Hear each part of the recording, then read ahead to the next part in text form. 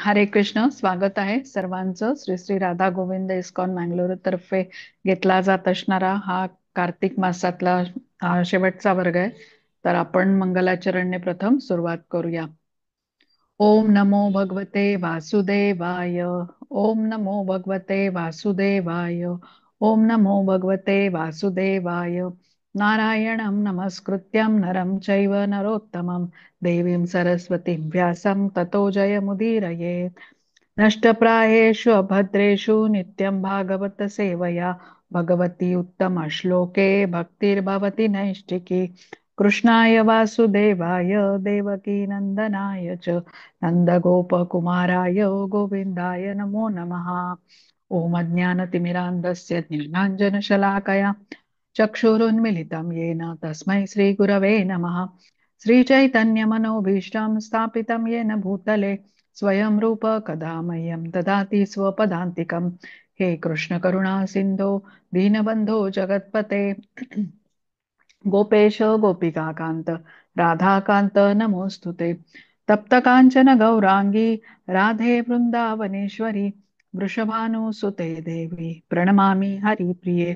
नमः ओं विष्णुपदाय कृष्णप्रेष्ठाय भूतले श्रीमते भक्तिवेदान्त स्वामिन् इति नामिने. नमस्ते सारस्वते देवे गौरवाणी प्रचारिणे निर्विशेष शून्यवादी पाश्चात्य देशतारिणे. जय श्री कृष्ण चैतन्य प्रभु नित्यानंद श्री अद्वैत गदाधर श्रीवासादि गौर भक्त वृंद. हरे कृष्ण कृष्ण कृष्ण हरे हरे हरे राम राम राम हरे हरे. हरे कृष्ण सर्वांना. आपण ऑक्टोबरमध्ये सुरुवात केली होती वाचनाला कार्तिक मासाच्या पहिल्या दिवसापासून आणि आज आता कार्तिक मासाचा शेवटचा दिवस आहे. तर आता आपण उर्वरित वाचन सुरू ठेवूया. स्कंध 1 अध्याय 11 आणि श्लोक क्रमांक 18 पासून. हरे कृष्ण. वारणेन्द्रं पुरस्कृत्य ब्राह्मणैः ससुमङ्गलैः शङ्खतुर्यनिनादेन ब्रह्मघोषेण चादृताः प्रत्युजग्मुरथैरुष्टाः प्रणयागत साध्वसाः. हरे कृष्ण. श्रीला प्रभुपाद की जय. हातात मंगल पुष्पे धारण करणाऱ्या ब्राह्मणासह ते रथावर बसून शीघ्र निघाले. सर्व मंगल आणि वैभव यांचे शुभचिन्हच असे हत्ती त्यांच्या पुढे चालत होते. शंख तुतार्या इत्यादी मंगलवाद्ये निनादत होती आणि वैदिक सूक्तांचे पठण केले जात होते. या प्रकारे ओतप्रत जिव्हाळ्याने त्यांनी आपला आदरभाव अर्पण केला. हरे आता कृष्ण. माताजी श्री कृष्ण. पहिले 2 वर्षा माताजी आणि त्याच्यानंतर मग विमल माताजी तुम्ही वाचा. हरे कृष्ण. हरे कृष्ण. श्रील प्रभुपाद की जय. तात्पर्य. थोर व्यक्तींचे स्वागत करण्याच्या वैदिक पद्धतीमुळे एक प्रकारे आदरपूर्ण वातावरण निर्माण होते. त्यात स्वागतार्ह व्यक्तीविषयीचा जिव्हाळा आणि पूज्यभाव परिपूर्ण रीतीने भरलेला असतो. अशा स्वागताच्या वेळेचे वातावरण मांगल्य हे त्यासाठी उपयोगात आणलेल्या उपरोक्त गोष्टीमुळे निर्माण होत असते. उदाहरणार्थ शंख फुले धूप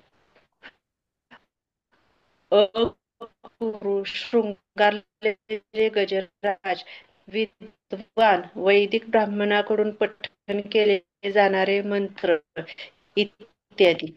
हा सर्व स्वागत माताजी. हरे हॅलो. कृष्ण. आज तुमचा आवाज माताजी कट हॅलो. होतोय खूप. हॅलो. हरे हॅलो कृष्ण. माताजी. हा हा अधिक तुमचा आवाज कट होतोय माताजी खूप. तुम्ही नेटवर्क हा मधून मध्ये या बरं. हा हा हा नेटवर्क मध्ये येते. हा हा ठीक आहे. हरे कृष्ण. वार मुख्याश्च शतशो यानैस्तदर्शनोत्सुकाः लसत कुंडल निर्भात कपोल वदन श्रियः. हरे कृष्ण. श्रीला प्रभुपाद की जय. त्यावेळी प्रमुख अशा शेकडो वेश्या निरनिराळ्या वाहनातून निघाल्या. त्यांनाही भगवंतांच्या दर्शनाची तीव्र उत्सुकता होती. त्यांची सुंदर मुखे त्यांच्या कानातील झगमगणाऱ्या कर्णभूषणांनी सुशोभित होती आणि त्या कर्णभूषणामुळे त्यांची कांती अधिक सौंदर्यपूर्ण झाली होती. हरे कृष्ण. हरे कृष्ण. तात्पर्य: वेश्या जर भगवंताच्या भक्त असतील तर आपण त्यांचा सुद्धा तिरस्कार करू नये. आजच्या काळात सुद्धा भारतातील मोठमोठ्या नगरात अशा अनेक गणिका सापडतील की त्या भगवंताच्या प्रामाणिक भक्त आहेत. दैवाच्या प्रतिकूलतेमुळे एखाद्या व्यक्तीला समाजात अप्रतिष्ठितपणाचा एखादा व्यवसाय पत्करावा लागतो, परंतु त्यामुळे भगवंताच्या भक्तीत काही व्यत्यय येत नाही. कोणत्याही परिस्थितीत भगवंताच्या भक्तीत कोणी कसलाही अडथळा आणू शकत नाही. या श्लोकावरून असेही दिसते की द्वारकेसारख्या नगरीत जेथे साक्षात भगवान श्रीकृष्णांचा निवास होता, तेथेही आणि त्या काळी सुमारे 5 सहस्त्र वर्षापूर्वीही वेश्यावस्ती होती. याचा अर्थ हा की समाज सुस्थितीत राहण्याच्या दृष्टीने वेश्या सुद्धा आवश्यक आहेत. सरकार दारूची दुकाने उघडते तेव्हा त्याचा अर्थ असा नसतो की सरकार नागरिकांना दारू पिण्याला उत्तेजन देते. त्यामागील भूमिका अशी आहे की समाजात असा एक वर्ग नेहमीच राहणार आहे की जो कोणत्याही परिस्थितीत कोणतेही मूल्य देऊन दारू पिणारच. परिणामी दारूबंदी केल्याने मोठमोठ्या नगरातून अवैध रूपाने दारू आणली जाते. त्याचप्रमाणे ज्या पुरुषांना घरी समाधान मिळत नाही त्यांना काही सुविधांची आवश्यकता असते आणि जर वेश्यासंस्था अस्तित्वात नसेल तर हे असे नीच श्रेणीचे पुरुष इतर स्त्रियांना वेश्यावृत्ती स्वीकारण्यास प्रवृत्त करतील. त्यापेक्षा वेश्या उपलब्ध असाव्यात म्हणजे समाजाचे पावित्र्य टिकेल. सर्व समाजातच वेश्यावृत्ती बोकाळण्यापेक्षा त्यासाठी एक स्वतंत्र वेश्यावर्ग असणेच बरे.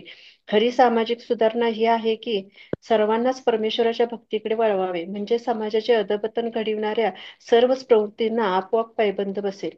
श्री बिल्व मंगल ठाकूर हे विष्णू स्वामी वैष्णव पंथाचे एक श्रेष्ठ आचार्य झाले. ते गृहस्थाश्रमी असताना एका वेश्येकडे फारच आकृष्ट झाली. ती वेश्या भगवंताची दृढ भक्त होती. एके रात्री विजांचा कडकडाट आणि मुसळधार पाऊस चालू असतानाही हे ठाकूर चिंतामणी नामक त्या वेश्येच्या घरी गेले. अशा भयान रात्री उसळलेल्या लाटांनी घोंगावणारी नदी पार करून आलेल्या ठाकूरांना पाहताच चिंतामणी आश्चर्याने थक्क झाली. ती ठाकूरांना म्हणाली, माझ्यासारख्या यत्कंचित हाडा माणसाच्या क्षुल्लक स्त्रीकडे आपली ही जी ओढ आहे तीच जर भगवंताच्या सेवेकडे लागून त्यांच्या दिव्य सौंदर्याचे आकर्षण तुम्हाला निर्माण झाले तर परम सार्थक होईल. ठाकूरांच्या आयुष्यातील तो सर्वात मोलाचा क्षण होता. वेश्येच्या या शब्दांनी ते आध्यात्मिक साक्षात्काराच्या दिशेने वळले. पुढे त्यांनी त्या वेश्यालाच आपला आध्यात्मिक गुरु मानले आणि स्क्रोल करा माताजी. Hello hello. हा, करतील माताजी. हे बघा, आता दिसतंय. हा, दिसते. गुरु मानले आणि त्या आपल्या अनेक वाङ्मय कृतीतून आपल्याला सुमार्गावर आणणाऱ्या त्या चिंतामणीची त्यांनी स्तुती गायली. भगवद्गीतेमध्ये 9.32 भगवान म्हणतात, हे पार्था, अत्यंत कनिष्ठ जातीत जन्मलेले चांडाळ नास्तिक कुळात जन्माला आलेले इतकेच काय, वेश्या देखील जर अव्यभिचारी भक्तीने माझा आश्रय घेतील तर ते जीवनाची परिपूर्णता प्राप्त करतील. शुद्ध भक्ती मार्गात पतित स्वरूपाचा व्यवसाय अथवा जन्म यामुळे कोणताही अडथळा येत नाही. त्याचे अनुसरण करण्यास जो तत्पर असेल त्याच्याकरिता तो मोकळा आहे. असे दिसते की द्वारकेतील गणिका श्रीकृष्णास भेटावयास अत्यंत उत्सुक होत्या, कारण त्या निष्ठावंत भक्त होत्या आणि त्यामुळे वर सांगितलेल्या गीता वचनाप्रमाणे त्या सर्व जणी मुक्तिमार्गाच्या पथिक होत्या. म्हणून समाजामध्ये जी काही सुधारणा करणे अत्यावश्यक आहे ती सुधारणा म्हणजे सर्व नागरिकांचे भगवत भक्तात परिवर्तन घडविणे व त्यासाठी सुसंघटित प्रयत्न करणे. त्यामुळे आपोआपच स्वर्ग निवासी देवतांचे सद्गुण त्यांच्यामध्ये येतात. जे परमेश्वराचे भक्त नाहीत ते ऐहिक दृष्टीने कितीही संपन्न वा प्रगत असले तरी त्यांच्या ठिकाणी खऱ्या अर्थाने एकही सद्गुण वास करीत नसतो. भक्त आणि अभक्त यातील खरा भेद असा आहे की भक्त मुक्तीच्या दिशेने आपली वाटचाल करीत असतो तर अभक्त भौतिक बंधनात गुरफटत जात असतो. आध्यात्मिक विद्येत लोक किती शिक्षित झाले आहेत व मुक्ती मार्गावर किती प्रगत झाले आहेत हे पाहणे हा संस्कृतीच्या प्रगतीचा खरा निकष हा आहे. हरे कृष्ण. हरे कृष्ण. आता पुढचे 2 श्लोक विमल माताजी आणि त्यानंतर अलका माताजी. हरे कृष्ण. नट नटनर्तक गंधर्वः सूतमागत वंदिनः गायन्ति चोत्तम श्लोक चरितान्यद्भुतानि च. हरे कृष्ण. श्रीला प्रभुपाद की जय. भगवंतांच्या अद्भुत लीलांची स्फूर्ती प्राप्त करून श्रेष्ठ नट, कलावंत, नर्तक, गायक हे आणि सूत, मागध, बंदीजन असे सर्व आपल्या कलाकृती सादर करीत आणि त्यांच्या अद्भुत चरित्रांचे गायन करीत हरे सर्वात पुढे चालले होते. हरे कृष्ण. हरे कृष्ण. तात्पर्य शील प्रभुपाद द्वारे शील प्रभुपाद की जय. यावरून असे समजते की 5 सहस्त्र वर्षापूर्वी देखील समाजाला नट, कलावंत, नर्तक, गायक, इतिहासज्ञ, विविध राजवंशाची पीठिका जाणणारे तसेच सार्वजनिक सभातून बोलणारे वक्ते यांच्या सेवेची आवश्यकता होती. नर्तक, गायन आणि अभिनयपटू, नट हे बहुतेक शूद्र वर्णातील असत, तर विद्वान, इतिहासज्ञ, वंशाच्या पूर्वपीठिकेचे जाणकार व सार्वजनिक वक्ते हे ब्राह्मण वर्णातील असत. ते कोणत्या तरी एका विशिष्ट वर्णाचे असत आणि त्यांना घरच्या घरीच आपल्या कुटुंबात सर्व शिक्षण मिळे. हे सर्व नट, नर्तक, गायक, इतिहास तज्ञ, तज्ज्ञ आणि वक्ते विविध युगातील आणि कल्पनातील भगवंताच्या अतिमानवी अद्भुत लीलेचे वर्णन आणि प्रदर्शन करीत. ते सामान्य विषयावर रचना करीत नसत. त्यांचे निवेदन प्रत्येक वेळी कालक्रमानुसार असेही नाही.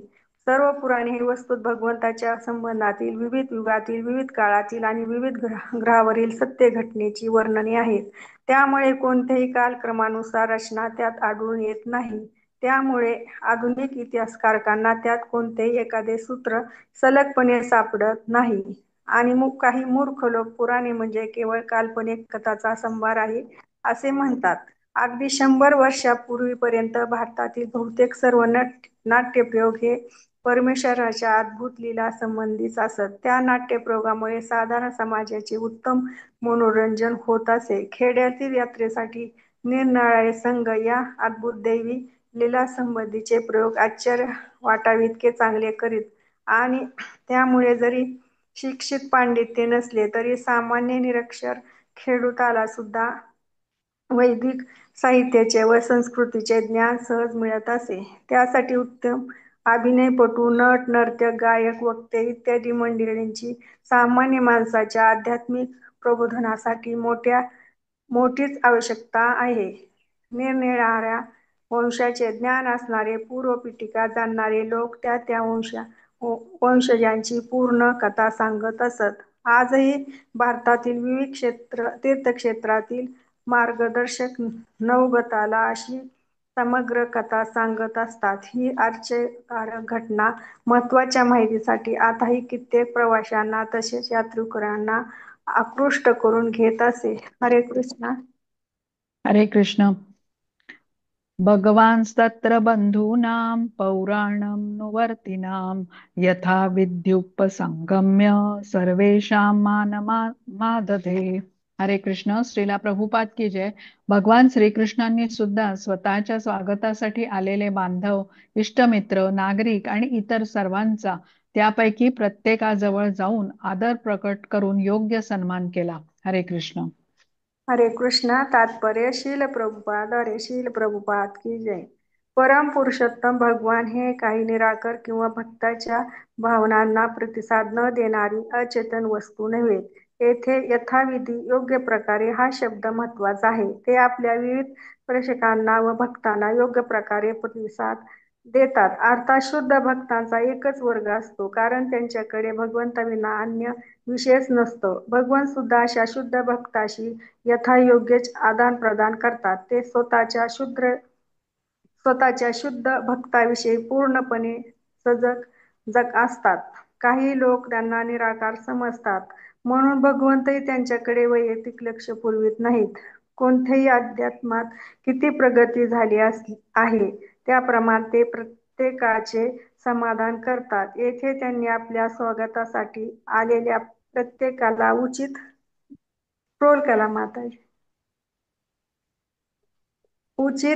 प्रतिसाद दिल्याचे वर्णन याचेच उदाहरण आहे. हरे कृष्ण. हरे कृष्ण.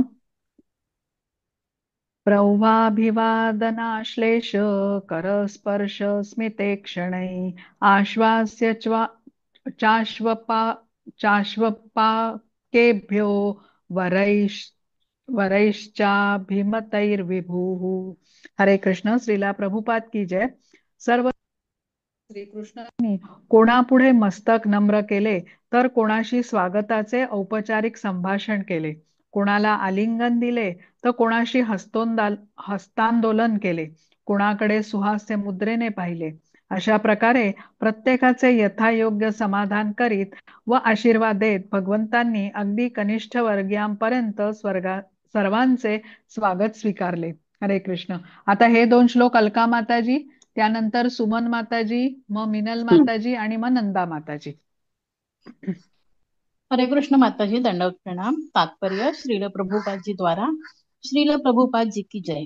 भगवान श्रीकृष्णांच्या स्वागतासाठी आलेल्या मंडळींमध्ये पिता वसुदेव, पितामह उग्रसेन, गुरु गर्गमुनींपासून ते श्वानमंश भक्षक वेश्या चांडाळांपर्यंत सर्व स्तरातील लोक होते. भगवंतांनी त्यापैकी प्रत्येकाची त्यांच्या प्रतिष्ठेप्रमाणे भेट घेतली. शुद्ध आत्मा या दृष्टीने पाहता ते सर्वजण भगवंतांचे विविध अंश आहेत आणि त्यापैकी कोणीही भगवंतांना मूलतः परका नाही. या विविध जीवांची विविध स्तरात जी विभागणी होते ती प्रामुख्याने त्यांच्यावर भौतिक गुणांचा दुष्प्रभाव किती आहे त्यावरूनच होते. या निकषावर त्यांचा स्तर कोणताही ठरला तरी भगवान आपल्या अंशांकडे निरतिशय जिव्हाळ्याने आणि समत्वाने पाहत असतातच. त्यांचा अवतारच मुळी भौतिकतेत जखडलेल्या जीवांना पुन्हा आपल्या दिव्य राज्यात बोलवण्यासाठी असतो आणि सर्व प्राणीमात्रांना लाभलेल्या या संधीचा सुजाण माणसे लाभ करून घेतात. परमेश्वराच्या राज्यात प्रवेश करायला कोणालाही प्रतिबंध नाही, परंतु त्या संधीचा लाभ घ्यायचा की नाही ते प्रत्येक जीवमात्रावर अवलंबून आहे. श्रील प्रभुपादजी की जय. हरे कृष्ण. हरे कृष्ण.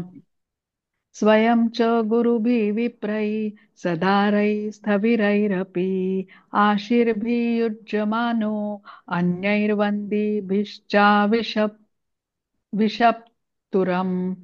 हरे कृष्ण. श्रीला प्रभुपाद की जय.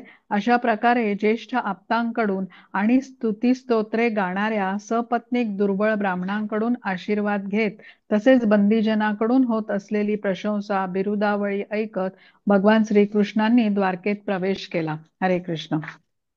तात्पर्य. हरे कृष्ण माताजी, दंडवत प्रणाम.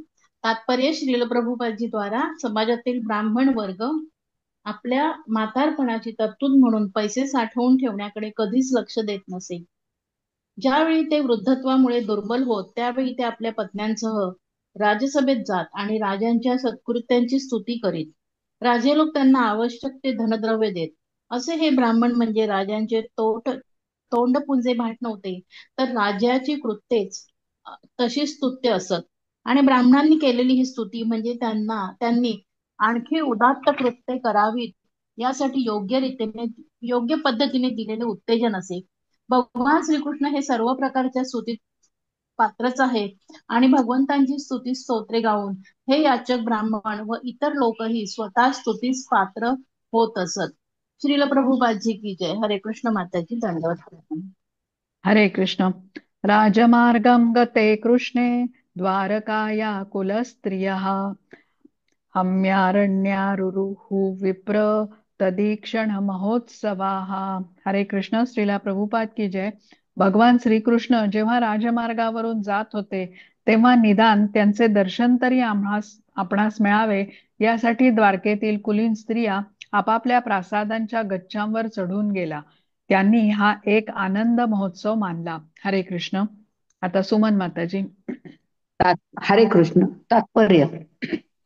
भगवंतांचे किमान दर्शन घडणे ही सुद्धा आनंदाची पर्वणी आहे, यात शंकाच नाही. द्वारका महानगरीतील स्त्रियांची तशीच समजूत होती.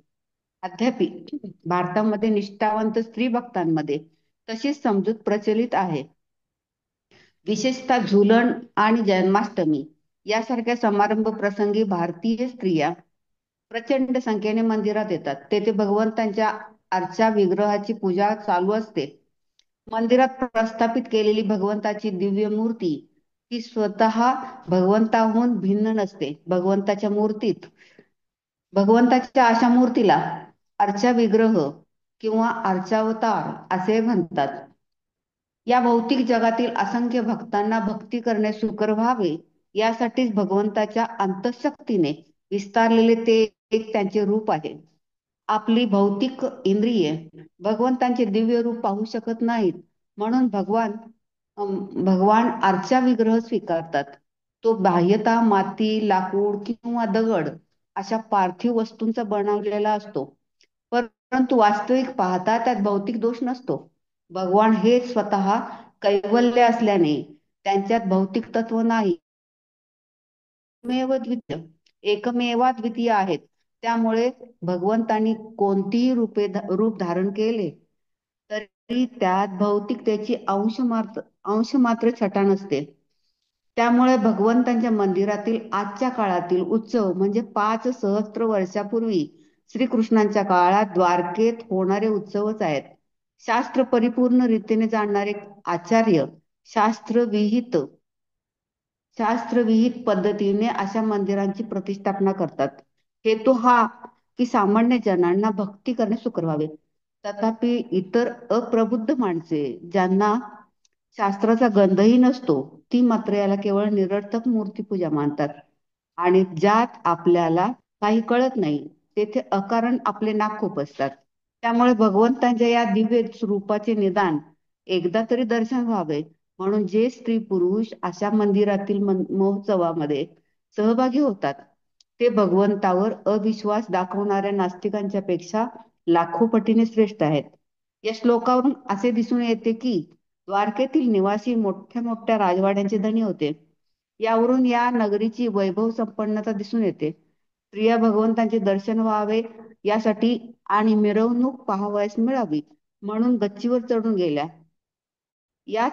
त्या मार्गावरील जनसमूहात मिसळल्या नाहीत. त्यामुळे त्यांची प्रतिष्ठेची जपणूक योग्य प्रकारे झाली. त्या काळी स्त्री पुरुष कृत्रिम एकता नव्हती. स्त्रियांची प्रतिष्ठा स्त्री समुदायाला पुरुष समुदायापासून स्वतंत्र ठेवल्याने अधिक चांगली जपता येते. म्हणून स्त्री पुरुषांनी अनिर्बंधपणे एकमेकात मिसळणे योग्य नव्हे. हरे कृष्ण. हरे कृष्ण. नित्यं निरीक्षमाणानां यदपि द्वारकौकसां न विप्रुप्यन्ति हि दृश्यः श्रियो धामांगमच्युतम. हरे कृष्ण. श्रीला प्रभुपाद की जय. सर्व सौंदर्यांचे आगर असलेल्या त्या अच्युतांना द्वारकेचे रहिवासी नागरिक नेहमीच पाहत होते, तरीही त्यांच्या नेत्रांचे कधीही समाधान होत नव्हते. हरे कृष्ण. हरे कृष्ण. तात्पर्य: द्वारकेतील स्त्रीवर्ग जेव्हा आपापल्या प्रासादाच्या गच्च्यावर चढून मिरवणूक पाहत होता तेव्हा त्यांच्या मनात असा विचार आला नाही की या भगवान अच्युतांच्या कमनीय मूर्तीचे दर्शन आपण यापूर्वी असंख्य वेळा घेतले आहे. त्यांची भगवत दर्शनाची लालसा अद्याप तृप्त झाली नव्हती. याचेच ते दर्शक होते. एखादी सामान्य भौतिक वस्तू बऱ्याच वेळा पाहिली की तिचे आकर्षण क्षीण होते. असे समाधानासंबंधीचा नियम सांगतो. समाधानाचा हा नियम भौतिक वस्तूंना लागू पडतो, पण दिव्य वातावरणात या नियमाला स्थान नाही. तेथे अच्युत हा शब्द महत्वाचा आहे, कारण भगवान जरी कृपापूर्वक या भूलोकात अवतरले आहेत तरी ते अच्युत आहेत. सामान्य जीवच्युत होतात, कारण ते जेव्हा या भौतिक जगात येतात तेव्हा त्यांचे दिव्य स्वरूप लोप पावते. येथे येण्यासाठी त्यांना मिळालेले भौतिक शरीर प्राकृतिक नियमानुसार उत्पत्ती, वर्धन, रूपांतर, स्थिती, क्षय, विनाश अशा विकारांना बाध्य होते. भगवंतांचे शरीर असे नाही. भगवान मूळ रूपातच अवतीर्ण होतात. ते प्राकृतिक विकारांच्या अधीन केव्हाही नसतात. भगवंताची मूर्ती ही जगातील सर्व अस्तित्वाचाच उगम आहे. त्यामुळे भगवंतांचे ते दिव्य शरीर पाहून कोणाचेही कधीही समाधान होणार नाही, कारण ते क्षणाक्षणाला नित्य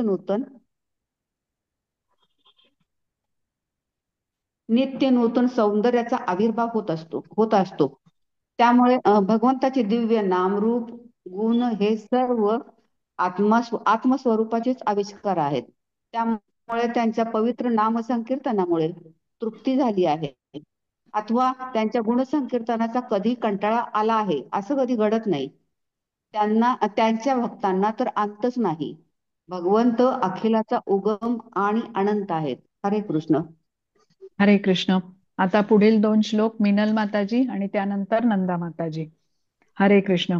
श्रियो निवासो यस्योरहा पानपात्रं मुखं दृशां बाहवो लोकपालानां सारंगाणां पदांबुजम. हरे कृष्ण. श्रीला प्रभुपाद की जय. भगवंतांचे हृदय लक्ष्मी देवीचे निवासस्थान आहे. त्यांचे चंद्रासारखे सुंदर मुख म्हणजे सतत सौंदर्याची हाव धरणाऱ्या नेत्रांचे पानपात्र आहे. त्यांचे बाहू लोकशासन करणाऱ्या लोकपालांचे विश्रामस्थान आहेत आणि ज्यांच्या बोलण्याचा व गाण्याचा तेच एकमात्र विषय आहेत अशा निष्ठावंत भक्तांसाठी त्यांचे चरणकमळ हेच एकमेव आश्रयस्थान आहेत. हरे कृष्ण. हरे कृष्ण. श्रील प्रभुपाद की जय. श्रील प्रभुपाद द्वारा तात्पर्य. अनेक प्रकारची माणसे असतात आणि त्यांचे सुखोपभोगाचे विषयही भिन्न भिन्न असतात. काही असे आहेत की ते आपल्यावरती लक्ष्मीची कृपा व्हावी म्हणून धडपडत असतात. अशा व्यक्तींना शास्त्रे सांगतात की अशा सहस्त्रावधी लक्ष्मी अत्यंत आदराने भगवंतांच्या सेवेत संलग्न आहेत. चिंतामणी धाम भगवंतांचे दिव्य निवासस्थान असून ते तेथे निवास करतात. तेथील सर्व वृक्ष कल्पवृक्ष असून सर्व घरे चिंतामणींची आहेत. भगवान गोविंद तेथे आपल्या स्वभावानुसार सुरभी गायींचे पालन करीत असतात. भगवंतांच्या सौंदर्य लक्षणांनी पूर्ण अशा दिव्य रूपाची ओढ लागल्यावर जर आपण त्यांचे दर्शन करू लागलो तर या सर्वच लक्ष्मींचे आपल्याला सहजपणे दर्शन होईल. निराकारवादी लोक त्यांच्या शुष्क चिंतनाच्या सवयी कारणे अशा लक्ष्मींचे दर्शन घेऊ शकत नाहीत. जे कलावंत रसिक आहेत, ज्यांना सौंदर्य निर्मितीची ओढ आहे, त्यांनी आपल्या परितृप्तीसाठी भगवंतांच्या सुंदर मुखाचे अवलोकन करावे. त्यांचे मुखकमळ मूर्तिमंत सौंदर्य आहे. ज्याला निसर्ग सौंदर्य म्हणतात ते त्यांचे हास्य आहे. पक्ष्यांचे मधुर कूजन त्यांच्या सुमधुर स्वरांचे नमुने आहेत. या विश्वात व्यवस्थेकरिता अनेक वेगवेगळे विभाग असून त्यांच्या कारभाराचे दायित्व विभिन्न देवतांवर सोपविण्यात आले आहे. काही विभागांवरती कनिष्ठ देवतांची देखरेख असते. त्यांना नेहमीच त्यांच्या स्पर्धकांची भीती वाटत असते. परंतु जेव्हा ते भगवंतांच्या बाहूंचा आश्रय घेतात तेव्हा भगवंत प्रतिपक्षीय आक्रमणापासून त्यांचे रक्षण करतात. भगवंतांचा निष्ठावान सेवक जेव्हा एखाद्या प्रशासकीय कार्यात संलग्न असतो तेव्हा तो उत्तम प्रशासक बनून जनसामान्यांच्या हिताची चांगली जपणूक करतो. इतर तथाकथित प्रशासक हे आपल्या प्रजेला घोर दुःखात पोहोचविणारे काळदूषित शासनाचे घटक आहेत. भगवंतांच्या बाहूंच्या संरक्षणाखाली प्रशासक मंडळी सुरक्षित राहू शकतात. सगळ्याचा सार भगवंत आहेत म्हणून त्यांना सारम असे म्हणतात. जे त्यांच्या विषयीच चर्चा करतात, त्यांचेच गायन करतात, त्यांना सारंग असे म्हणतात. हे त्यांचे शुद्ध भक्त होत. त्यांना केवळ भगवंतांच्या चरणकमळांची आस असते. भगवंतांच्या चरणकमळात एक प्रकारचा दिव्य मकरंद असतो आणि भक्त त्याचे दिव्यत्वाने आस्वादन करतात. ते मकरंदामागे लालचावलेल्या भ्रमरांसारखे असतात. महान गौडीय वैष्णव संप्रदायातील आचार्य श्रील रूप गोस्वामी यांचे याविषयी एक भजन आहे. स्वतःची एका भ्रमराशी तुलना करीत ते म्हणतात, हे प्रभो श्रीकृष्ण, मला तुमची प्रार्थना करू द्या. माझे चित्त भ्रमराप्रमाणे आहे आणि त्याला सतत मकरंदाची लालसा आहे. म्हणून कृपा करा आणि चित्तरूपी भ्रमराला आपल्या चरण कमळांशी स्थान द्या. कारण तुमचे चरण कमळ दिव्य मकरंदाचा स्रोत आहेत. ब्रह्मदेवांसारख्या मोठमोठ्या देवता देखील तुमच्या चरण कमळांच्या नखांपासून निघालेल्या कांतीच्या दर्शनापासून वंचित आहेत. ते वर्षानुवर्षे तुमच्या चरण कमळांचे ध्यान करण्यात मग्न असूनही त्यांना ते शक्य होत नाही. तथापि हे अच्युत, मला मात्र तशी आकांक्षा आहे, कारण तुम्ही आपल्या शरणागत भक्तांविषयी अत्यंत दयाळू आहात. हे माधव, मला हे सुद्धा माहित आहे की तुमच्या चरणकमळांवर माझी खरी प्रेममय भक्ती नाही, परंतु तुम्ही अचिंत्य शक्तिशाली आहात, अशक्य शक्य करणारे आहात.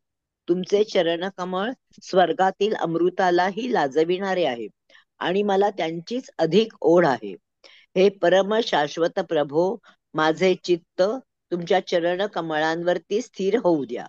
त्यामुळे तुमच्या दिव्य सेवेचा स्वाद मला निरंतरपणे चाखता येईल. या प्रकारे भगवंतांच्या चरणी स्थान प्राप्त करून भक्त संतुष्ट होतात. त्यांना भगवंतांच्या सर्व सुंदर मुखाच्या दर्शनाची महत्वाकांक्षा नसते किंवा भगवंतांच्या सुदृढ बाहूंचे संरक्षण मिळवण्याची आसही ते मनी धरीत नाहीत. ते स्वभावतःच अतिशय शालीन असतात. अशा विनम्र भक्तांकडे भगवंतांची नेहमीच ओढ असते. हरे कृष्ण. हरे कृष्ण. सीतातपत्र व्यजनैरुपस्कृतः प्रसूनवर्षैरभिवर्षितः पथि विषङ्गवासा वनमालया बभौ घनो वैद्युतै. हरे कृष्ण. श्रीला प्रभुपाद की जय.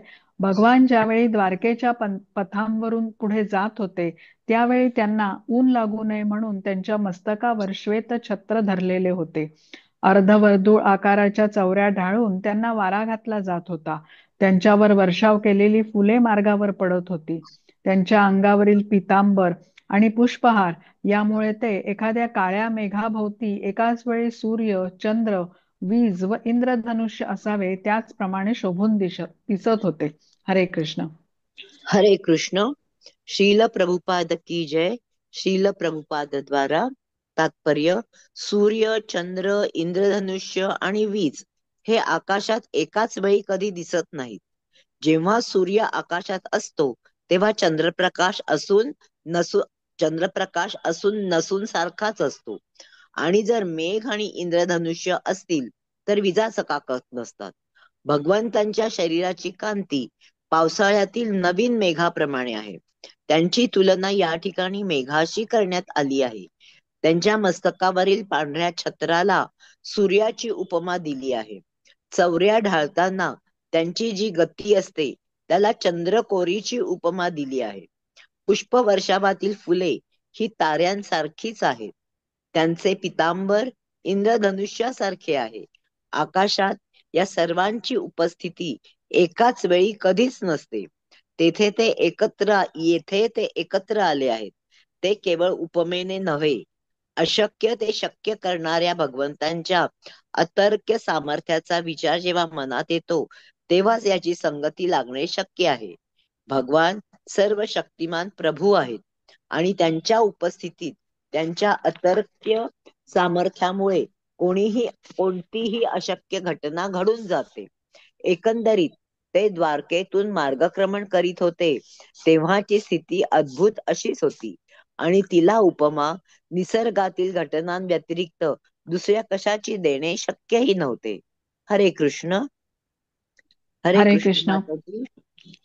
हरे कृष्ण. आता नंदा माताजी आणि त्यानंतर ज्यांना वाचायचंय त्यांनी हँड रेस करून ठेवा. हरे कृष्ण. हा मग चालेल, ठीक आहे. नंदा माताजींच्या नंतर तुम्ही वाचा मग. ठीक आहे. प्रविष्टस्तु गृहं पित्रो परिष्वक्तः स्वमातृभिः वंदे शिरसा सप्त देवकी प्रमुखा मुदा. हरे कृष्ण. श्रीला प्रभुपाद की जय. आपल्या वडिलांच्या घरी प्रवेश केल्यानंतर तेथे उपस्थित असलेल्या देवकी प्रमुख मातांनी त्यांना आलिंगन दिले. भगवंतांनीही आपले मस्तक त्यांच्या चरणी ठेवून त्यांना अभिवादन केले आणि सर्वांना आनंद दिला. हरे कृष्ण. हरे कृष्ण. तात्पर्य हरे कृष्ण. श्रीला प्रभुपादजी द्वारा तात्पर्य: असे दिसते की श्रीकृष्णाचे वडील वसुदेव यांचे निवासस्थान श्रीकृष्णांच्या निवासस्थानापेक्षा निराळे होते आणि तेथे ते आपल्या 18 पत्न्यांसमवेत राहत होते. त्यापैकी श्रीमती देवकी श्रीकृष्णाची जन्मदात्री माता ही मुख्य होती. असे असून सुद्धा या सापत्न मातांचे श्रीकृष्णावर तसेच उत्कट प्रेम होते. ते पुढील श्लोकावरून दिसून येईल. भगवान श्रीकृष्णांनीही तेथे असलेल्या आपल्या मातांना अत्यंत आदराने वंदन केले आणि आपली जन्मदात्री माता आणि इतर सापत्न माता यात कोणताही भेदभाव दाखविला नाही. शास्त्र ग्रंथाप्रमाणे 7 माता आहेत: जन्मदात्री, गुरुपत्नी, ब्राह्मण पत्नी, राजमहिषी, गोमाता, शुश्रूषा करणारी स्त्री आणि भूमाता म्हणजे पृथ्वी. हरे हरे हरे कृष्णा. माताजी एक एक सेकंद ना माताजी, स्क्रीन गेला माझा. हा हा हा हा आला आला आला. सापत्न माता पित्यांची ही हे राम भूमाता म्हणजे मधली ओळ पृथ्वी. राहिली बघा माताजी. माताजी एक एक सेकंद ना, माझं स्क्रीन हे नेटवर्क थोडं हे होत आहे. येईल. हा हा सा सापत ह्या सर्व माताच होत. या शास्त्र नियमाप्रमाणे ही सापत्न माता पित्याची पत्नी ही आपल्या जन्मदात्री आईसारखीच असते. कारण पिता हाही एकच गुरुच असतो. अखिल विश्वाचे स्वामित्व असलेले भगवान श्रीकृष्ण या ठिकाणी आपल्या सापत्न मातांशी कसे वागावे ते शिकवण्यासाठी आदर्श पुत्राची भूमिका वठवीत आहेत. थांबा माताजी, मी स्क्रीन काढून घेते. माताजी प्लीज थोडस दाखवा ना, थोडस. माताजी हे 7 माता मला नीट स्क्रीनशॉट काढून घ्यायचे आहे. हा पीडीएफ मध्ये पण माताजी मिळेल तुम्हाला. धन्यवाद धन्यवाद माताजी. हा नाही ते पेज हरे जायला लागेल. कृष्ण. यात हा एक माता कशी येईल माताजी, म्हणजे नंतर विचारेल, चालेल. हरे कृष्ण. ता पुत्रमङ्कमारोप्य स्नेह सुत पयोधराः हर्ष विह्वलितात्मानः शिशीचू नेत्रजैर्जलै. हरे कृष्ण. श्रीला प्रभुपाद की जय. पुत्राला आलिंगिल्यानंतर त्या मातांनी भगवान श्रीकृष्णांना आपल्या मांडीवर बसवले. वात्सल्याच्या आवेगाने त्यांच्या स्तनातून दूध वाहू लागले. आनंदाने त्या अगदी भारावून गेल्या आणि त्यांनी आपल्या नेत्रजळाने श्रीकृष्णांना स्नान घातले. हरे कृष्ण. हरे कृष्ण. तात्पर्य: भगवान श्रीकृष्ण जेव्हा वृंदावनात राहत होते तेव्हा तेथील गायींना वात्सल्यामुळे पान्हा फुटत असे. अहो, ज्यांच्या स्नेहामुळे प्राणीमात्रांच्या स्तनातून दूध पाझरू लागते तेथे जन्मदात्री मातेसारख्या त्यांच्या सापत्न मातांविषयी काय सांगावे. हरे कृष्ण. आता पुढचे 2 श्लोक सायली माताजी आणि त्यानंतर मग वर्षा माताजी. हरे कृष्ण. अथाविशत् स्वभावन् सर्वकाममनुत्तमं प्रासादायत्र पत्नीनां सहस्राणि च षोडश. हरे कृष्ण. श्रीला प्रभुपाद की जय. त्यानंतर भगवंतांनी सर्वांगाने परिपूर्ण असलेल्या आपल्या राजवाड्यात प्रवेश केला. तेथे त्यांच्या 16 सहस्र राण्या राहत होत्या. हरे कृष्ण. हरे कृष्ण. तात्पर्य: भगवान श्रीकृष्णांनी एकूण 16,108 राण्या केल्या होत्या आणि त्या प्रत्येकीसाठी स्वतंत्र प्रासाद होता. प्रत्येक प्रासाद सर्व सुख सुविधांनी पूर्ण भरलेला होता. प्रत्येकाला आवश्यक ते आवर व भोवती उद्यान होते. या प्रासादांचे सविस्तर वर्णन 10व्या सर्गात आले आहे. हे सर्व वाडे संगमवरात बांधलेले होते. ते रत्नदीपांनी उजळलेले होते. ते मखमलीच्या आणि रेशमाच्या आच्छादनाने शृंगारलेले होते. त्यांच्यावर जरीचे जडावाचे भरतकाम केलेले होते. भगवान म्हणजे सामर्थ्य, ऐश्वर्य, सौंदर्य, ज्ञान, त्याग आणि अशा सर्व शक्तींनी परमपूर्ण. भगवंतांच्या सर्व इच्छा पूर्ण करण्यासाठी तेथे कशाचीच उणीव नव्हती. भगवान अनंत आहेत आणि त्यामुळे त्यांच्या इच्छाही अनंत आणि त्यांची साधन सामग्रीही अनंत. सर्वच काही अनंत असल्याने येथे सर्व कामम या एकाच शब्दात याचे वर्णन केले आहे. सर्व कामम म्हणजे सर्व हव्याशा वाटणाऱ्या वस्तूंनी संपन्न. हरे कृष्ण. हरे कृष्ण. पत्न्यः पतिं प्रोष्य गृहानुपागतं विलोक्य सञ्जातमनो महोत्सवाः उत्थस्तुरारात सहसा सनाशयात् साकं व्रतैर्विडितलोचनाननाः. हरे कृष्ण. श्रीला प्रभुपाद की जय. दीर्घकाळ परदेशी राहून आपला पती घरी परत आला आहे असे पाहून भगवान श्रीकृष्णांच्या सर्व राण्या मनोमय अतिशय आनंदल्या. त्या आपली आसने व ध्याने सोडून उठल्या. तत्कालीन सामाजिक रूढीप्रमाणे त्यांनी आपल्या मुखांवरून पदर ओढून घेतले आणि अत्यंत लज्जायुक्त दृष्टीने त्या पाहू लागल्या. हरे कृष्ण. हरे कृष्ण. तात्पर्य. पूर्वी सांगितल्याप्रमाणे भगवान श्रीकृष्ण 16,108 राण्यांचे प्रासादात प्रवेश करते झाले. याचा अर्थ असा की भगवंतांनी आपला विस्तार करून राण्यांच्या संख्ये इतकेच रूपे प्रकाशित केली व प्रत्येक राण्यांच्या वाड्यात एकाच वेळी प्रवेश केला. त्यांच्या अंतरंग शक्तीचा हा एक दुसरा आविष्कार आहे. जरी ते अद्वय आहेत तरी त्यांच्या इच्छेनुसार ते आपले अनेक दिव्य रूपात विस्तार करू शकतात. श्रुती मंत्रात असे निश्चयाने सांगितले आहे की परम सत्य एकच असूनही इच्छेनुसार अनेक होऊ शकते. भगवंताची विविध रूपे काही स्वांश श्रेणीतील तर काही अंश श्रेणीतील असतात. स्वतंत्र अंश त्यांच्या शक्तीचे प्रतिनिधित्व करतात आणि स्वांश त्यांची स्वतःची ती रूपे असतात. अशा रीतीने भगवंताने 16,108 प्रभाव स्वयंप्रकाश रूपे धारण केली आणि एकाच वेळी प्रत्येक राण्याच्या वाड्यात स्वतंत्रपणे प्रवेश केला. हे भगवंताचे वैभव अर्थात दिव्य सामर्थ्यच आहे. म्हणूनच भगवंतांना योगेश्वर असे म्हणतात. साधारणपणे एखादा योगी स्वतःला अधिक तर 10 रूपांमध्ये विस्तारित करू शकतो, परंतु भगवान मात्र आपल्याला इच्छेनुसार अनंत रूपे धारण करू शकतात.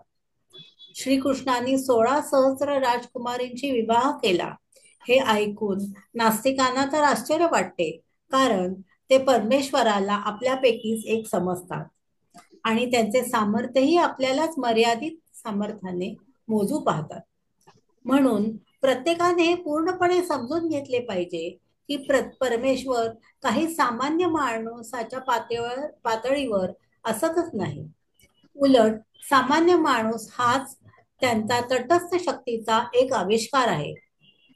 शक्तिमान व शक्ती यांच्यात अल्पसा गुणात्मक भेद असला म्हणून कोणीही त्यांना समान समजण्याचा प्रयत्न करू नये.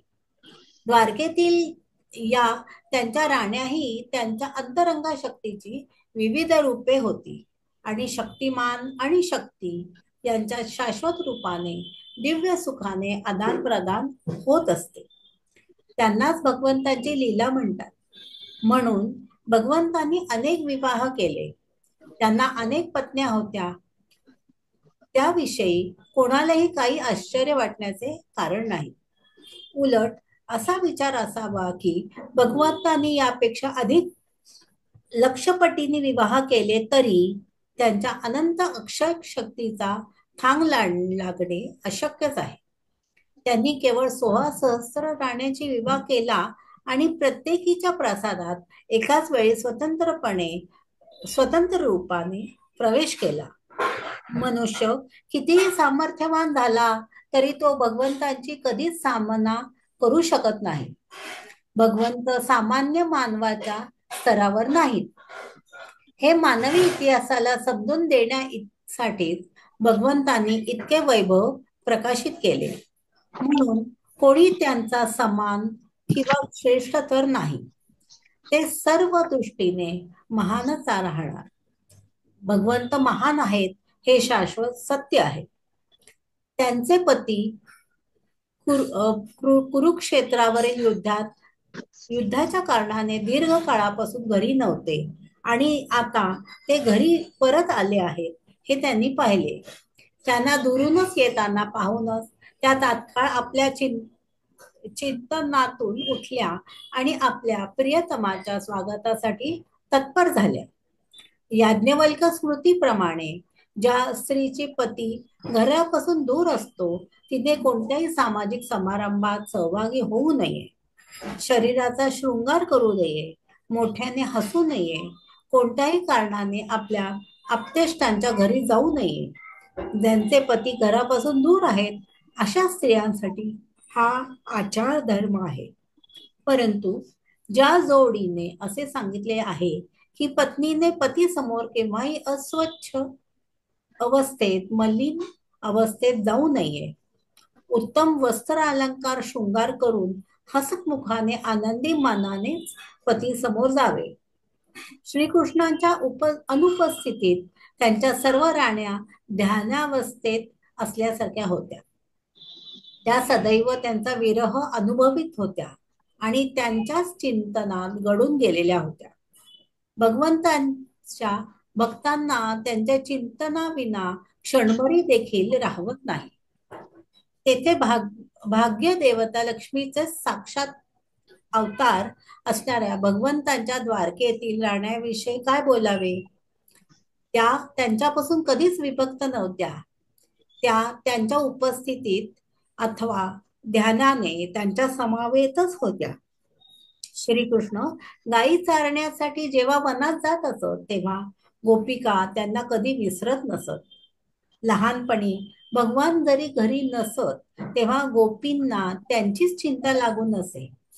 वनात खडबडीत मार्गाने चालताना त्यांच्या कोमल चरण कमलांना कसे होईल असा विचार करताना त्यांना भाव समाधीत गढून जात आणि हृदयात श्रीकृष्णाचा अनुभव करीत. भगवंतांच्या विशुद्ध सहकार्यांची अशी स्थिती आहे. ते नेहमीच भाव समाधीत मग्न असतात. तद्वत भगवंतांच्या अनुपस्थितीत द्वारकेतील राण्याही अशाच ध्यानमग्न राहत. आता आपल्या पतीला दूर अंतरावरून पाहतच वर उल्लेख केलेली व्रते इत्यादी अन्य कार्य सोडून त्या स्वागताला सिद्ध झाले.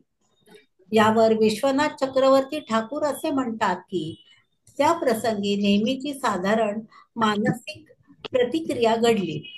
प्रथम त्या आपल्या आसनावरून उठल्या आणि जरी त्या आपल्या पतीला भेटायचे होते तरी स्त्री सुलभ लज्जेने त्या थांबल्या. परंतु भावाधिक्यामुळे त्यांनी आपल्या दुर्बलतेवर मात केली आणि भगवंतांना आलिंगन देण्याचा त्यांना विचार आला. या विचाराने त्यांना भोवतालच्या परिस्थितीचे वस्तुतः भान राहिले नाही. या अत्युच्च भाव अवस्थेने इतर औपचारिकरित्या व सामाजिक संकेत या सर्वांचे निराकरण केले. अशा रीतीने भगवंतांच्या भेटीला सर्व अडचणींवर त्यांनी मात केली. हीच आपल्या आत्म्याची अधिपती भगवान श्रीकृष्णांना भेटीसाठी पूर्णत्वाची स्थिती होय. हरे कृष्ण. हरे कृष्ण. आता वर्षा माताजी, त्यानंतर सुमन माताजी. हरे कृष्ण.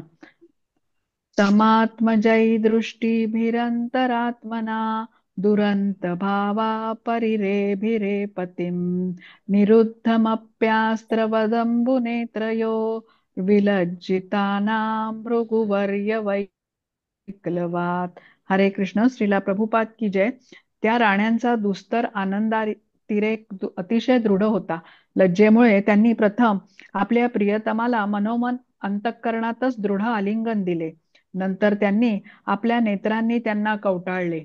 त्यानंतर त्यांनी आपल्या पुत्रांना त्यांच्या आलिंगनासाठी पाठवले. ते स्वतः आलिंगन दिल्याप्रमाणेच होते. हे भृगु काळातील श्रेष्ठ पुरुषा, त्यांनी आपल्या भावना आवरण्याचा प्रयत्न केला तरीही त्यांच्या नेत्रातून अनावधानाने अश्रू ओघळत राहिले. हरे कृष्ण. हरे कृष्ण. श्रील प्रभुपाद की जय. तात्पर्य: स्त्रीसुलभ लज्जेमुळे आपल्या प्रिय पतीचे आलिंगन करण्यात त्या राण्यांना पुष्कळच अडचणी होत्या. तरीही त्यांनी आपल्या पतीला दृष्टीने कवटाळून आपल्या हृदयाच्या अगदी गाभ्यामध्ये त्याला ठेवून आणि सरतेशेवटी आपल्या मुलांना त्याला आलिंगन देण्यासाठी पाठवून आपली इच्छा पूर्ण केली.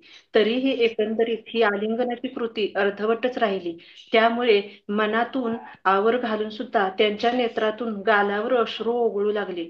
एखादी स्त्री आपल्या मुलाला पतीकडे आलिंगनासाठी पाठवून त्याचे आलिंगन अप्रत्यक्षपणे अनुभवू शकते, कारण पुत्र ही आईच्या शरीराचा एक भागच असतो. आता हे पितापुत्रांचे आलिंगन म्हणजे पतीपत्नींचे आलिंगन नव्हे हे खरे, परंतु जिव्हाळ्याच्या दृष्टीने पाहता त्यातही समाधान आहे. पतीपत्नींच्या संबंधात नेत्रमिलन हेच अधिक परिणामकारक असते आणि श्रील जीव गोस्वामी म्हणतात त्याप्रमाणे पतीपत्नीमध्ये अशी भावनांची देवाणघेवाण होणे यात काही चूक नाही. हरे कृष्ण. हरे कृष्ण. यद्यप्यसौ पार्श्वगतोरहो गत स्थतापि तस्याङ्घ्रियुगं नवं नवं पदे पदे काविरमेत तत्पदा चलापि यच्छीर्न जहति कर्हिचित. हरे कृष्ण. श्रीला प्रभुपाद की जय. जरी भगवान श्रीकृष्ण सतत त्यांच्या जवळच होते, अगदी एकटे त्यांच्या समवेत होते, तरी सुद्धा त्या राण्यांना त्यांचे चरण नित्य नवीनच वाटत होते. भाग्यदेवता लक्ष्मी, जी स्वभावतः चंचल आहे, ती सुद्धा भगवंतांच्या चरणांना सोडून जात नाही. कारण त्या चरणांचा एकदा आश्रय घेतल्यानंतर कोणती स्त्री त्यांच्यापासून दूर राहू शकेल. हरे कृष्ण. वर्षा माताजी. हरे कृष्ण. कोण मी वाचणार आहे? हा, वर्षा माताजी वाचताय ना 2 श्लोक तुम्ही? हा, हा त्याच्यानंतर मग सुमन हा माताजी वाचतील. हा हा ठीक आहे. श्रीकृष्ण श्रील प्रभुपाद की जय. तात्पर्य: लक्ष्मी चंचल आहे आणि ती सतत एका ठिकाणाहून दुसऱ्या ठिकाणी जात असते. तरी सुद्धा बद्ध झालेले जीव तिची कृपादृष्टी आपणाकडे वळावी म्हणून धडपडत असतात. भौतिक जगात एखादी व्यक्ती कितीही चाणाक्ष असली तरीही ती सदा सर्वकाळ भाग्यवान राहील असे संभवत नाही. जगाच्या निरनिराळ्या भागावर मोठमोठी साम्राज्ये आजवर होऊन गेली. जगात मोठे सामर्थ्य संपन्न राजे होऊन गेले. तसेच अनेक भाग्यवंत होऊन गेले, परंतु ते सर्वच क्रमशः लयाला गेले. हा भौतिक जगाचा नियम आहे. तथापि आध्यात्मिक जगताचा स्वभाव भिन्न आहे. ब्रह्मसंहितेत सांगितल्याप्रमाणे शेकडो लक्ष्मी देवी भगवंताची सेवा अत्यंत आदरभावाने करीत असतात. त्या सदैव भगवंतासमवेत अगदी एकांतात असतात. तरीही भगवंताचा हा सहवास त्यांना प्रत्येक क्षणाला इतकी नवी नवी स्फूर्ती देत असतो की त्या क्षणभरासाठी सुद्धा त्यांना विसरू इच्छित नाहीत. त्या स्वभावाने अतिशय अस्थिर आणि चंचल आहेत, तरी सुद्धा त्या भगवंताच्या चरणांना सोडू इच्छित नाहीत. भगवंताशी असलेला हा आंतरिक संबंध इतका संजीवक आणि नित्य नूतन असतो की एकदा त्यांचा आश्रय घेतल्यावर कोणीही त्यांच्यापासून दूर जात नाही. अखिल प्राणिमात्रे स्वभावतः स्त्री प्रवृत्तीची आहेत. पुरुष किंवा भोक्ता भगवंत आहे. तसेच त्यांच्या शक्तीचे सर्व आविष्कार देखील निसर्गतः स्त्री प्रवृत्तीचेच आहेत. भगवद्गीतेत सर्व जीवांना परा अथवा श्रेष्ठ प्रकृती म्हटली आहे आणि भौतिक जगाला अपरा अथवा कनिष्ठ प्रकृती म्हटली आहे. या प्रकृतीचा विनियोग स्वामीच्या अथवा भोक्त्याच्या समाधानासाठी होतो. गीतेत 5.29 म्हटल्याप्रमाणे भगवंतच स्वतः भोक्ता आहे. म्हणून या शक्ती जेव्हा अप्रत्यक्षपणे भगवंताच्या सेवेत संलग्न असतात तेव्हा त्या त्यांचा स्वभाव प्रकट करतात. त्यावेळी शक्ती आणि शक्तिमानात दूरत्व नसते. सेवेत संलग्न असणारे लोक सामान्यतः शासकीय सेवेच्या किंवा राज्यातील सर्वोच्च भोक्त्याच्या सेवेच्या शोधात असतात. ज्या अर्थी भगवान हेच ब्रह्मांडातील अथवा ब्रह्मांडाबाहेरील प्रत्येक वस्तूचे भोक्ते आहेत, त्या अर्थी आपण त्यांच्याच सेवेत असावे. यातच खरे सुख आहे. एकदा भगवंतांच्या अर्थात परमशासकाच्या सेवेत संलग्न झाल्यावर कोणीही सेवानिवृत्त होण्याची इच्छा बाळगीत नाही. भगवंताच्या सेवेत स्थान मिळवण्यातच मानवी जीवनाचे सर्वोच्च सार्थक आहे. भगवंताची सेवाच आपणास परम सुखी करील. भगवंताशी संबंध जोडता केवळ अस्थिर राहणाऱ्या सौभाग्य देवीच्या लक्ष्मीच्या मागे धावणे व्यर्थ आहे. तसे कोणी करू नये. हरे कृष्ण. हरे कृष्ण. आता सुमन माताजी. एवं नृपाणां क्षितिभार जन्मना मक्षौहिणीभिः परिवृत्त तेजसां विधाय वैरं श्वसनो यथानलं मिथो वधेनो परतो निरायुधः. हरे कृष्ण. श्रीला प्रभुपाद की जय. पृथ्वीला भारभूत झालेल्या राजांचा नाश केल्यावर भगवंत शांत झाले. हत्ती, घोडे, रथ, पायदळ अशा सैनिकी सामर्थ्यामुळे ते सर्व गर्विष्ठ झाले होते. भगवंत स्वतः लढले नाहीत, परंतु राज्यकर्त्यांच्या मनात परस्परांविरुद्ध द्वेष निर्माण केला. ज्याप्रमाणे वनात वायूमुळे वेळूंच्या परस्पर घर्षणाने आपोआप अग्नी निर्माण होतो, त्याप्रमाणे अशा राज्यकर्त्यांच्या मनात द्वेष निर्माण करण्यासाठी भगवंत वायूप्रमाणे वागले. हरे कृष्ण. हरे कृष्ण.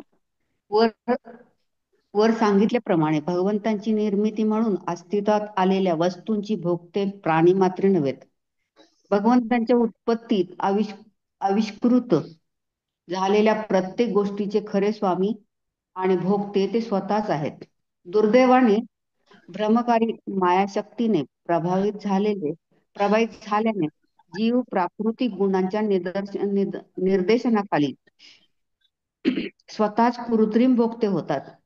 अशा स्वामित्वाच्या कृत्रिम भावनेने भ्रमात पडलेला प्राणी अनेक प्रकारे आपले भौतिक सामर्थ्य वाढवितो व अंततः भूमीला भार होतो.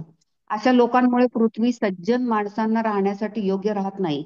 ही अवस्था म्हणजे धर्मस्य ग्लानी आणि धर्माची हानी किंवा मानवी शक्तीचा दुरुपयोग करण्याच्या प्रवृत्तीचे प्राबल्य होय. जेव्हा अशी वृत्ती सर्वत्र बळावते तेव्हा धरणीला भारभूत झालेल्या दुष्ट अधम राज्यकर्त्यांमुळे जी अस्ताव्यस्त परिस्थिती निर्माण होते त्यामुळे साधू ज्ञानी माणसे अस्वस्थ होतात.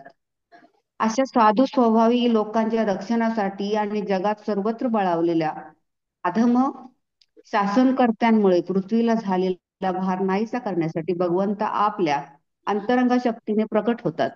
अशा अवांछित शासकापैकी कोणावरही ते सद्भाव दाखवित नाहीत.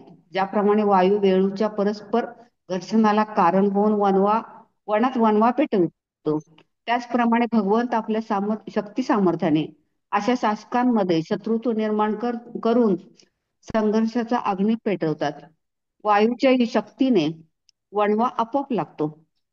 त्याचप्रमाणे भगवंतांच्या अज्ञात योजनेनुसार राजकारण्यांच्या गटातून परस्पर शत्रुत्व निर्माण होते. सत्ता आणि सैन्यबळ यांचा व्यर्थ गर्व करून असे अवांछित राजकारणी वैचारिक संघर्षाच्या निमित्ताने परस्पराशी लढतात आणि त्यात ते सर्वस्वी नष्ट होतात. जगाच्या इतिहासात भगवंतांच्या या वास्तविक इच्छेचे प्रतिबिंब सर्वत्र पडलेले दिसते आणि जीव परमेश्वराच्या सेवेत स्वतःला संलग्न करीत नाहीत तोपर्यंत हाच खेळ भविष्यात चालूच राहील. भगवद्गीतेत 7.14 स्पष्ट केलेले आहे. माया माझी भगवंतांची शक्ती असून तिच्या गुणावर मात करणे दुर्बल जीवाला अशक्य आहे. परंतु जे माझा आश्रय घेतात ते या दुस्तर अशा अथांग मायासागराला पार करतात. याचा अर्थ असा की हा कोणालाही सकाम कर्मे, तार्किक ज्ञान, प्रगतीच्या स्वतंत्र पायाभूत कल्पना यांच्या आधारे या जगात शांतता आणि समृद्धी आणणे शक्य नाही. त्यासाठी भगवंतांना शरण जाऊन भ्रमकारी मायेतून मुक्त होणे हाच एकमेव मार्ग आहे. दुर्दैववश जे जीव विनाशकारी कार्यात व्यस्त आहेत ते भगवंतांना शरण जाऊ शकत नाहीत. ते सर्वच प्रथम क्रमांकाचे मूड असतात. गुणवत्तेच्या दृष्टीने मानव प्राण्यात ते सर्वात निचतम स्तरातील असतात. ते लौकिक शिक्षणानुसार कितीही सुशिक्षित असले तरी त्यांच्याकडे वास्तविक ज्ञानाचा अभाव असतो. त्यांची प्रवृत्ती राक्षसी असून ते नेहमीच भगवंतांच्या सामर्थ्याला आव्हान देऊ पाहतात. भौतिकवादी लोक ही असेच मूड आहेत. त्यांना नेहमीच भौतिक सामर्थ्य प्राप्त करण्याची हाव असते. त्यांना चैतन्य शक्तीचे ज्ञान नसते. परम अध्यात्म विद्येचा गंध नसल्याने ते भौतिक विद्यात मग्न झालेले असतात. अशा भौतिक विद्या देहाच्या पतनाबरोबर संपुष्टात येतात. मनुष्य जीवन वस्तुतः भगवंतांच्या सोबतचे आपले तुटलेले संबंध पुन्हा स्थापित करण्यासाठी आहे. परंतु भौतिकवादी लोक भौतिक कार्यात व्यस्त राहून ही संधी व्यर्थ घालवतात. म्हणून असे लोक मानवातील सर्वात नीच श्रेणीतील आहेत. त्यांचे सर्व ज्ञान अपहृत करण्यात येते. कारण दीर्घकाळ अनेक तर्क व धडपड करूनही ते सर्व गोष्टींचे परमलक्ष अशा परमेश्वराला समजून घेण्याच्या स्तरापर्यंत पोहोचत नाहीत. हे सर्व आसुरी वृत्तीचे लोक त्यांना अंततः रावण, हिरण्यकशिपू, कंस यासारख्या भौतिक सृष्टींमध्ये त्यांचे परिणाम भोगणे भाग पडते. हरे कृष्ण. हरे कृष्ण. स एष नरलोके स्मिन्नवतीर्णं स्वमायया रेमे स्त्रीरत्नकूटस्थो भगवान प्राकृतो यथा. हरे कृष्ण. श्रीला प्रभुपाद की जय. ते पूर्ण पुरुषोत्तम भगवान श्रीकृष्ण आपल्या अकारण कृपेने स्वतःच्या अंतरंगा शक्तीद्वारे या लोकात अवतीर्ण झाले आणि लौकिक कार्यात आसक्त असल्याप्रमाणे त्यांनी उत्तम स्त्रियांशी रमण केले. हरे कृष्ण. हरे कृष्ण. भगवंत विवाह करतात आणि एखाद्या गृहस्थाप्रमाणे वागतात. ही खरोखरीच भौतिक बाब आहे. परंतु त्यांनी 16,108 राजकुमारींशी विवाह केला त्या प्रत्येकी समवेत ते वेगवेगळ्या प्रासादातून एकाच वेळी निवास केला. हे जेव्हा आपण पाहतो तेव्हा निश्चितच या गोष्टी लौकिक नाहीत याची आपणास जाणीव होते. म्हणून भगवंतांचे आपल्या उत्तम पत्न्यांसमवेत गृहस्थ म्हणून राहणे लौकिक स्वरूपाचे नाही. त्यांचा त्यांच्याशी असलेला संबंध व वागणूक हे सामान्य स्त्री पुरुष संबंध नव्हेत. ज्या स्त्रिया त्यांच्या पत्न्या झाल्या त्या निश्चितच सामान्य स्त्रिया नाहीत, कारण स्वतः भगवंत पती म्हणून प्राप्त होणे हे लक्षावधी जन्मांच्या सुकृताचे व तपश्चर्याचे फळ आहे. भगवंत विविध लोकांवर, ग्रहांवर अथवा भूलोकात अवतीर्ण होऊन आपल्या दिव्य लीला प्रकट करतात. बद्ध जीव, सेवक, मित्र, माता पिता किंवा प्रियतमा अशा कोणत्या तरी संबंधाने आपल्याकडे दिव्य जगात आकृष्ट व्हावेत आणि त्यांच्या समवेत सेवेची शाश्वतरित्या देवाणघेवाण व्हावी हाच त्यांचा उद्देश असतो. या भौतिक जगात सेवा विकृत रूपाने फलित होते, असमयाला ती खंडित होते आणि कटू अनुभवाला कारण ठरते. भौतिक प्रकृतीच्या नियमांनी बद्ध झालेला सभ्रमित जीव अज्ञानामुळे या भौतिक जगातील क्षणभंगूर नातेसंबंध हे उन्मत्तावस्थेतून निर्माण झालेले असतात हे समजू शकत नाही. या प्रकारचे नातेसंबंध आपल्याला शाश्वतपणे सुखी करू शकत नाहीत, परंतु हेच नाते आपण भगवंतांशी जोडले तर ते आपल्या क्षणभंगूर देहाच्या पतनासोबतच आपली दिव्य जगात गती होते आणि आपल्या आवडीनुसार भगवंतांच्या समवेत नात्याने आपण त्यांच्याशी शाश्वतरित्या बांधले जातो. ज्या स्त्रियांशी भगवान पतिभावाने रमले त्या स्त्रिया अर्थातच या भौतिक जगातील सामान्य मानवी स्त्रिया नव्हेत. त्या त्यांच्या दिव्य पत्न्या म्हणून त्यांच्याशी शाश्वतरित्या संबंध आहेत. असे नाते त्यांनी आपल्या पूर्ण भक्तीने प्राप्त करून घेतले आहे. हीच त्यांची योग्यता आहे. भगवान श्रीकृष्ण परम ब्रह्म पुरुषोत्तम आहेत. भौतिक प्रकृतीच्या नियमाने बद्ध असलेले जीव भूलोकातच नव्हे तर ब्रह्मांडातील अन्य लोकातही शाश्वत सुखाचा शोध घेत असतात. स्वाभाविकतः आध्यात्मिक स्फुल्लिंग असल्या कारणाने ते परमेश्वराच्या सृष्टीत कोठेही भ्रमण करू शकतात, परंतु प्राकृतिक गुणांनी बद्ध असल्यामुळे ते यानाने अंतराळात भ्रमण करू पाहतात आणि आपल्या लक्ष्यापर्यंत पोहोचण्या असफल होतात. कारावासातील बंधांच्या बेड्याप्रमाणे गुरुत्वाकर्षणाचा नियम त्यांना बांधून ठेवतो. दुसऱ्या मार्गाने जीव कोठेही अगदी सर्वोच्च लोकात जाऊ शकला तरी तो जन्मोजन्मी ज्या चिरंतन स्वरूपाच्या सुखाचं आहे ते सुख त्याला भौतिक जगात कधीही प्राप्त होऊ शकत नाही. तथापि ब्रह्मनिराश झाल्यानंतर ते आपणास हवे असणारे अनंत सुख या जगात प्राप्त होणे शक्य नाही हे समजल्यानंतर ब्रह्मसुखाचा शोध घेऊ लागतो. अर्थातच परब्रह्म या भौतिक जगात सुखाचा शोध करीत नाहीत आणि त्यांच्या सुखासाठी असलेली आवश्यक सामग्रीही या भौतिक जगात असत नाही. परब्रह्म निराकार नाही, ते सर्व प्रमुख आणि अखिल प्राणीमात्रामध्ये परमचेतन असे आहेत. त्यामुळे ते निराकार असणे कदापि शक्य नाही. ते अगदी आपणासारखेच असून त्यांच्यात व्यक्तिगत जीवाच्या ठिकाणी असलेल्या सर्व प्रवृत्ती पूर्णत्वाने वास करतात. ते आपल्याप्रमाणे विवाह करते, परंतु तो विवाह आपल्या बद्ध स्थितीतून अनुभव घेतल्याप्रमाणे लौकिक अथवा मर्यादित नसतो. अशा वस्तुस्थिती असल्याने त्यांच्या स्त्रिया लौकिक स्त्रियांसारख्या दिसल्या तरी त्या वस्तुतः ते दिव्य स्वरूपी मुक्त आत्मे आहेत आणि ते त्यांच्या अंतरंगा शक्तीचा पूर्ण आविष्कार आहेत. हरे कृष्ण. हरे कृष्ण. आता 4च श्लोक उरलेत या अध्यायातले, आपण पूर्ण करूया आज. आणि कोण वाचताय? मिनल माताजी, तुम्ही अनम्यूट आहात, तुम्ही वाचताय का? हो, वाचते. हा, चालेल. आणि मग पुढचे शेवटचे 2 श्लोक योजना माताजी वाचतील. मी वाचते. हरे कृष्ण. नाही तर हा, सुमन माताजी तुम्ही पुढचा वाचा. एक मिनल माताजी वाचतील, त्याच्या पुढचा तुम्ही वाचा. हा, आणि मग शेवटचे चालेल 2 योजना माताजी वाचतील. हरे कृष्ण. चालेल. उद्दाम भाव पिशुना मलवल्गुहास व्रीडावलोक निहतो मदनोऽपि यासां सम्मूह्य चापं जहात प्रमुदात्तमास्ता यत्सेन्द्रियं विमथितुं कुहकैर्न शेकुः. हरे कृष्ण. श्रीला प्रभुपाद की जय. त्या राण्यांचे मोहक स्मितहास्य, चोरटे नयन कटाक्ष असे सर्व काही निर्मळ आणि प्रेम भावनांना उद्दीपित करणारे होते. त्या कामदेवाला जिंकून घेणाऱ्या आणि वैफल्यग्रस्त मनस्थिती धनुष्य सोडून देण्यास भाग पाडणाऱ्या होत्या. त्या सहिष्णू शिवांना देखील विचलित करणाऱ्या होत्या. तरी देखील अशा असामान्य सामर्थ्याने आणि आकर्षणाने त्या भगवान श्रीकृष्णांच्या इंद्रियांना विचलित करण्यात कधी समर्थ झाल्या नाहीत. हरे कृष्ण. हरे कृष्ण. श्रील प्रभुपाद की जय. श्रील प्रभुपाद द्वारा तात्पर्य, मुक्तीचा मार्ग किंवा भगवत धामात प्रवेश परत जाण्याचा मार्ग नेहमीच स्त्री सहवासावरती प्रतिबंध घालतो.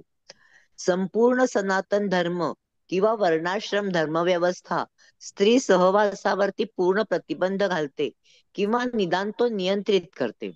असे जर आहे तर जो 16 सहस्रांहून अधिक स्त्रियात आसक्त आहे त्याला सर्वश्रेष्ठ भगवान म्हणून कसे स्वीकारायचे? भगवंतांचे दिव्य स्वरूप जाणून घेण्याविषयी उत्सुक असणाऱ्या एखाद्या चिकित्सक व्यक्तीने जर असा प्रश्न या संबंधात उपस्थित केला तर अशा प्रश्नाचे उत्तर देण्यासाठीच नैमिषारण्यातील ऋषींनी या आणि पुढील काही श्लोकात भगवंतांच्या दिव्य स्वरूपाची चर्चा केली आहे.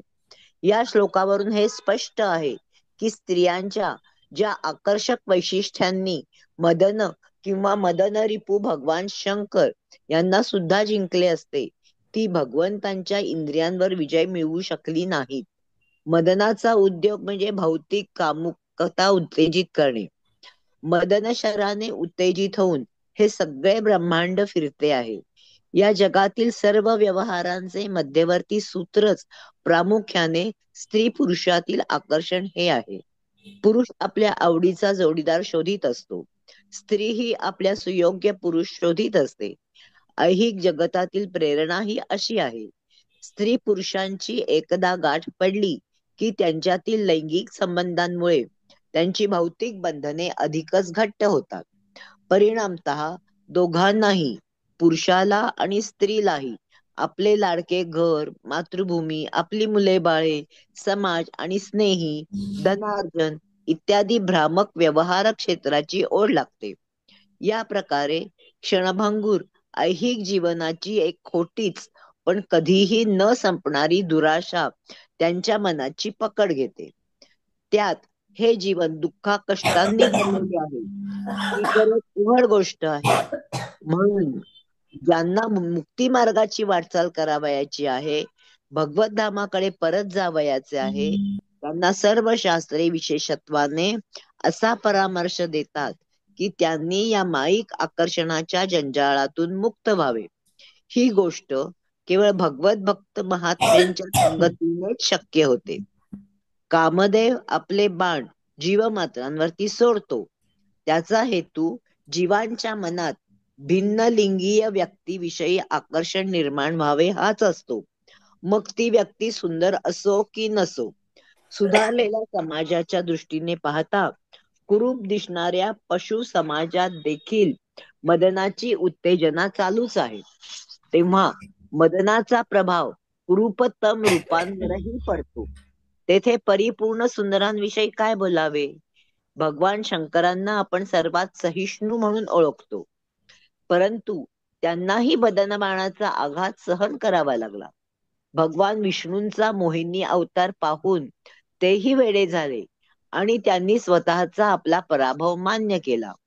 तथापि स्वतः कामदेव मात्र भाग्यदेवतांच्या गंभीर आणि उत्तेजक हालचालींनी संभ्रमात सापडला होता आणि त्यामुळे वैफल्यग्रस्त होऊन त्यांनी आपले धनुष्यबाण फेकून दिले. श्रीकृष्णांच्या राण्यांचे सौंदर्य आणि आकर्षण असे होते. तथापि त्यामुळे भगवंतांच्या दिव्य इंद्रियांमध्ये कधी क्षोभ उत्पन्न झाला नाही. भगवान आत्माराम आहेत, स्वयंपूर्ण आहेत. त्यांना आपले समाधान वा सुख मिळवण्यासाठी बाहेरून कोणाचे वा कशाचे सहाय्य घ्यावे लागत नाही. म्हणून त्या राण्यांनी भगवंतांना जे सुख समाधान दिले ते आपल्या आकर्षक स्त्रीत्वाने नव्हे, तर आपल्या प्रामाणिक स्नेहाने व सेवेने, आपल्या अव्यभिचारी प्रेममय सेवेनेच त्या भगवंतांना प्रसन्न करू शकल्या. भगवंतांनीही त्यांच्यावरती संतुष्ट होऊन त्यांना आपल्या पत्न्या म्हणून वागविले. अशा रीतीने केवळ त्यांच्या अनन्य भक्तीनेच संतुष्ट होऊन भगवंतांनी त्यांना निष्ठावंत पतीच्या रूपाने प्रतिसाद दिला. अन्यथा इतक्या स्त्रियांचा पती होण्याची त्यांना काही आवश्यकता नव्हती. ते प्रत्येकाचेच पती आहेत, परंतु त्यांना त्या रूपाने स्वीकारले तर ते प्रतिसाद देतात. भगवंतांविषयीच्या त्यांच्या या निर्भेळ जिव्हाळ्याची तुलना कोणत्याही प्रकारे पार्थिव वासनेशी, कामुकतेशी करता येणार नाही. तो केवळ दिव्यच आहे. आणि राण्यांनी आपल्या स्त्रीत्वास अनुसरून जे तीव्र भाव दाखविले तेही दिव्य असेच होते, कारण तेही दिव्य अशा भावावस्थेतून निर्माण झाले होते. मागील श्लोकाचे वेळी हे सांगितलेच आहे की भगवान जरी लौकिक पतीप्रमाणे दिसत असले तरी वस्तुतः त्यांचे आपल्या पत्न्यांशी असलेले संबंध हे दिव्य, शुद्ध आणि माईक निर्बंधांच्या अतीत असेच आहेत. हरे कृष्ण माताजी. हरे कृष्ण. तमयं मन्यते लोको यसङ्गमपि सङ्गिनम् आत्मौपम्येन मनुजं व्यापृण्वानं यतो बुधः. हरे कृष्ण. श्रीला प्रभुपाद की जय. सामान्य मायाबद्ध जीव तर्कबुद्धीने असे समजतात की भगवानही आपल्यातीलच एक आहेत. आपल्या अज्ञानाने ते असे समजतात की भगवान विषयांनी प्रभावित होतात. वास्तविकपणे भगवंत सर्वथा अनासक्त आहेत. हरे कृष्ण. सुमन माताजी. हरे कृष्ण. तात्पर्य येथील अबुद्धहा हा शब्द महत्वाचा आहे. केवळ घोर अज्ञानामुळे तावातावाने बोलणारे मूर्ख तर्कवादी भगवंतांविषयी अपसमज करून घेतात व आपल्या मूर्ख कल्पनांचा मोठा प्रचार करून सामान्य निरागस माणसामध्ये त्या पसरवितात. वास्तविकरित्या सर्वश्रेष्ठ भगवान श्रीकृष्ण हेच मूळ आदिपुरुष आहेत. जेव्हा ते स्वतः प्रत्येकाच्या दृष्टीपुढे उपस्थित होते तेव्हा त्यांनी आपले दैवी सामर्थ्य प्रत्येक क्षेत्रात पूर्ण रीतीने दाखवले. आणि आम्ही श्रीमद भागवतांच्या पहिल्या श्लोकावरील भाष्यात दर्शविल्याप्रमाणे भगवान आपल्या इच्छेप्रमाणे कसेही वागण्यास सर्वथा स्वतंत्र आहेत. परंतु त्यांच्या सर्व कृती या आनंदपूर्ण, ज्ञानपूर्ण, शाश्वत अशा आहेत. केवळ भौतिकवादी मूढच भगवंतांची अपसमज करून घेतात. त्यांचे रूप भगवद्गीता आणि उपनिषदे यात सांगितल्याप्रमाणे सच्चिदानंद असे आहे याचे त्यांना अज्ञान असते. त्यांच्या विविध शक्ती निसर्गक्रमानुसार पूर्ण योजनेने कार्यरत असतात. भगवंत या विविध शक्तींच्या माध्यमाने सर्व कार्य करूनही स्वतः निराळे राहतात. त्यांची जीवावर स्वाभाविक अपार अशी करुणा आहे आणि जेव्हा ते या भौतिक विश्वात अवतीर्ण होतात तेव्हा आपल्या शक्तीने ते सर्व गोष्टींचे त्यांना त्रिगुणाची बंधने नसतात. ते यथारूपातच अवतीर्ण होत. बौद्धिक तर्कवादी त्यांना चुकीचे केवळ एक श्रेष्ठ व्यक्ती असल्याचे समजतात. अशा प्रकारे ते त्यांच्या अनिर्वचनीय ब्रह्म इत्यादी वैशिष्ट्यांना सर्वस्व समजतात. अशी धारणा देखील बद्ध दशेचेच फलित आहे. कारण ते सर्व स्वतःच्या मर्यादेच्या पलीकडे पोहोचू शकत नाहीत. म्हणून जे भगवंतांना आपल्या मर्यादित सामर्थ्यांच्या कक्षेत असल्याचे समजतात ते केवळ सामान्य लोक होत. असे लोक भगवंत प्राकृतिक त्रिगुणांनी प्रभावित होत नाहीत, ही गोष्ट समजून घेणारे नाहीत. एक मिनिट मॅडम. बता.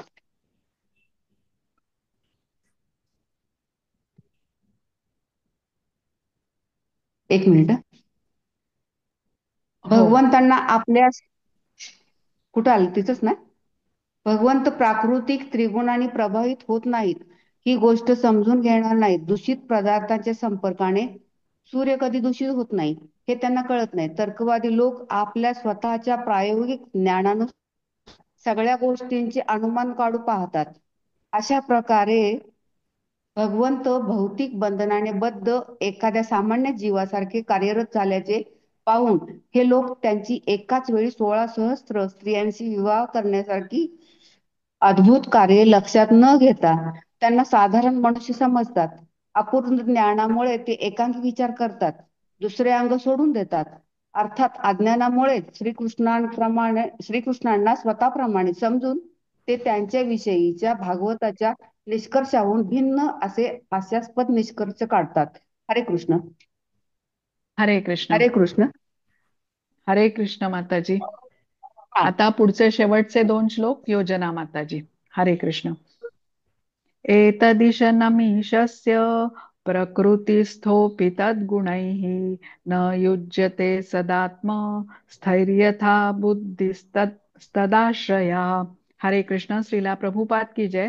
भगवंतांची भगवत्ता मूळ यातच आहे की ते जरी भौतिक प्रकृतीच्या संपर्कात असले तरी ते प्राकृतिक गुणांनी प्रभावित होत नाहीत. त्याचप्रमाणे त्यांचा आश्रय घेतलेल्या भक्तांवरही भौतिक गुणांचा प्रभाव होत नाही. हरे कृष्ण. हरे कृष्ण. तात्पर्य श्रीला प्रभुपादजी द्वारा श्रीला प्रभुपादजी की जय.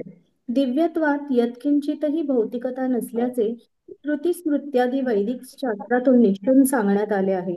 भगवान त्रिगुणांच्या अतीत असल्याने निर्गुण आहेत, परम अभिज्ञ आहेत. भगवान हरी परम दिव्य पुरुष आहेत. ते भौतिक प्रभावाच्या व्याप्तीच्या पलीकडे स्थित आहेत. या विधानांचे शंकराचार्यांनीही समर्थन केले आहे. येथे कोणी असा विवाद करेल की श्रीकृष्णांचे लक्ष्मींसमवेत असलेले संबंध दिव्य असतीलही, परंतु यदुकुळाशी असलेल्या त्यांच्या नात्याविषयी काय? ते त्यात जन्माला आले आणि त्यांनी जरासंध, कंस इत्यादी असुरांना ठार करण्याचे भौतिक गुणांच्या प्रत्यक्ष संपर्कातील कार्य केले. त्याविषयी काय? उत्तर असे आहे की पूर्ण पुरुषोत्तम भगवंतांची दिव्यता कोणत्याही स्थितीत प्राकृतिक गुणांनी बाधित होत नाही. वस्तुतः ते अशा गुणांच्या संपर्कात या दृष्टीने असू शकतात की ते सर्व गोष्टींचे उगम आहेत आणि तरीही या गुणांच्या पलीकडे आहेत. म्हणूनच त्यांना योगेश्वर, योगशक्तीचे अधिपती, सर्व शक्तिमान म्हणतात. इतकेच काय, पण त्यांचे ज्ञानी भक्तही त्रिगुणातीत आहेत. वृंदावनाचे प्रसिद्ध 6 गोस्वामी हे सर्वच धनाढ्य कुळांतील होते, परंतु त्यांनी वृंदावनात संन्यासाचे जीवन स्वीकारले. बाह्यतः ते अतिशय निष्किंचन आणि दीनस्थितीत असल्यासारखे होते, परंतु वस्तुतः ते आध्यात्मिक मूल्यांनी सर्वात धनाढ्य होते. असे महाभागवत किंवा पूर्णत्वाच्या प्रथम श्रेणीतील भक्त जरी जनसंपर्कात येतात तरी प्रकृतीच्या गुणांचे परिणाम म्हणून जी मानापमान, आनंद दुःख, निद्रा जागृती अशी द्वंद्वे आहेत त्यांनी ते प्रभावित होत नाहीत.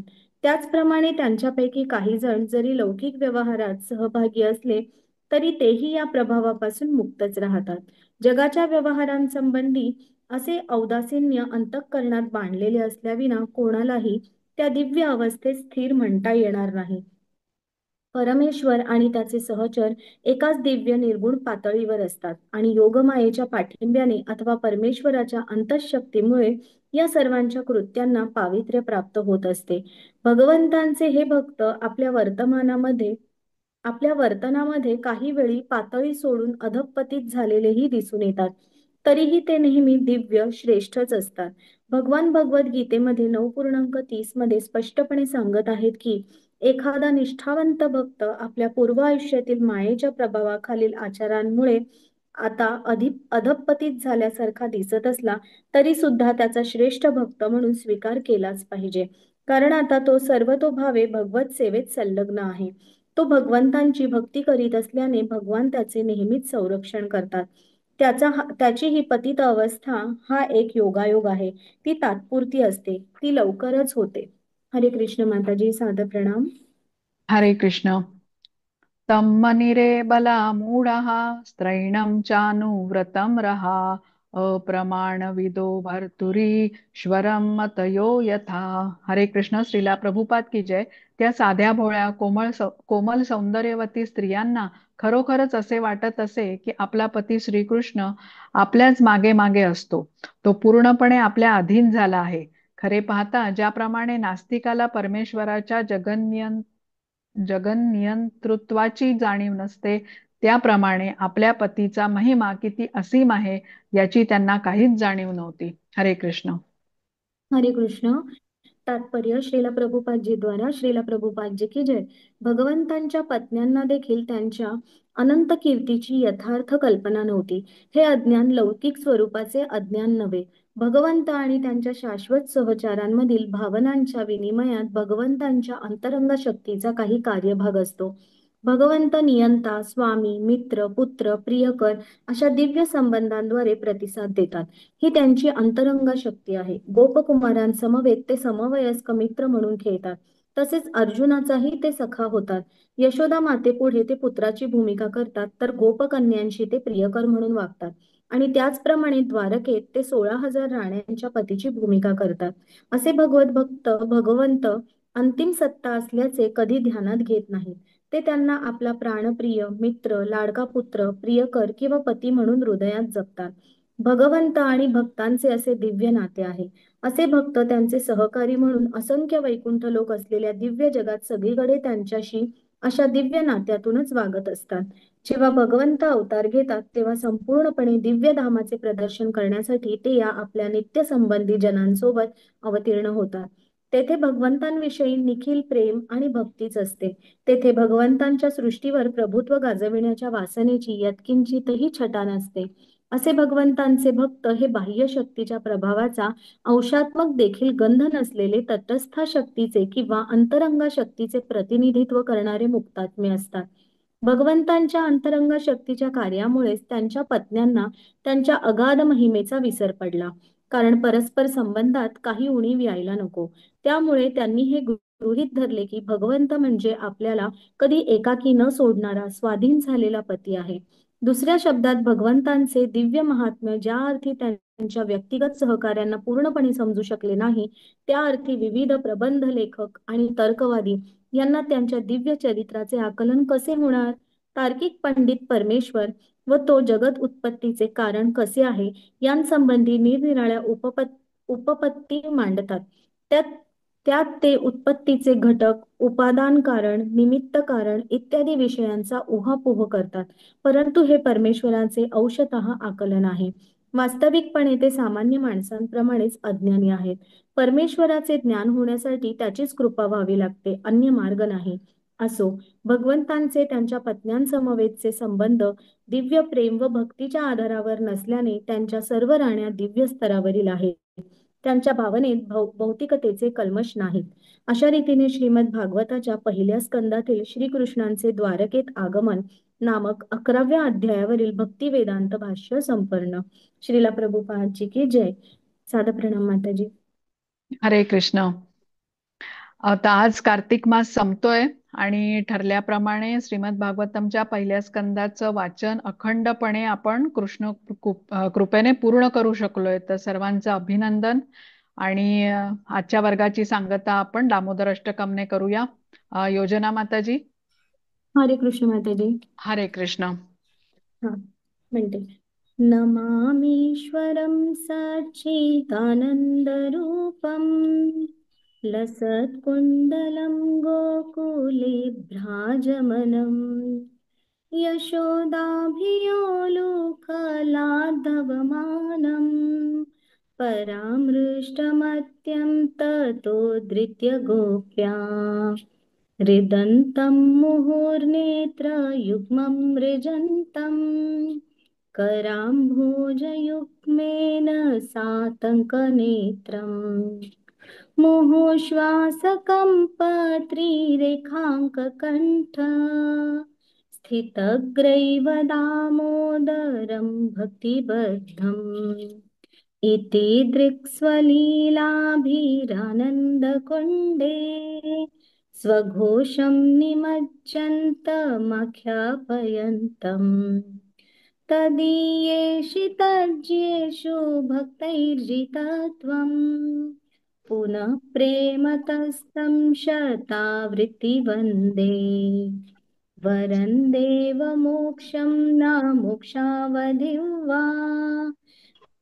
न चान्यं वृणेऽहं वर्षादपीह इदं ते वपुर्नाथ गोपालबालम् सदा मे मनस्याविरस्तां किमन्यै इदं ते मुखाम्भोजमत्यन्तनीलैर्वृत्तं कुन्तलैः स्निग्धरक्तैश्च गौप्या मुहुश्चुम्बितं बिम्बरक्ताधरं मे मनस्याविरस्तामलं लक्षलाभै नमो देव दामोदरानन्तविष्णो प्रसीद प्रभो दुःखजलाब्धिमग्नम् कृपादृष्टिवृष्ट्यातिदिनं बतानु गृहाणि क्षमामज्यमिध्यक्षिदृश्यः